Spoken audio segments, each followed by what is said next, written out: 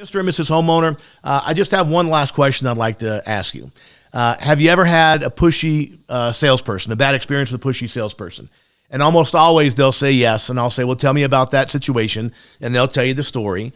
And then I'll say, well, I've got great news for you. I'm not a pushy salesperson, right? I'm a professional HVAC design consultant, and what I have found is best for my homeowners is I take all the time that you need to answer all your questions, design the perfect system, and of course get it in the monthly budget, not overall budget. And all I ask at the end of that process is you let me know one way or the other whether or not you think I'm a good fit for you and your family. And of course, no's a perfectly answer, right? So I'm giving them permission to say no, which is really, really important. It doesn't sound as in your face as, can you make a buying decision? It's very subtle. Let me know if we're a good fit? And no's a perfectly acceptable answer.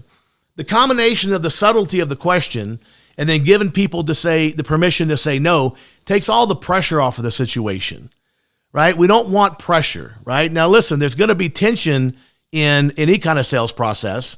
There's a natural tension because you're there to sell a system. They're going to part with their money at some point. So there can be some natural tension, but there should be no real pressure. If you get too aggressive with this question, it can feel like pressure.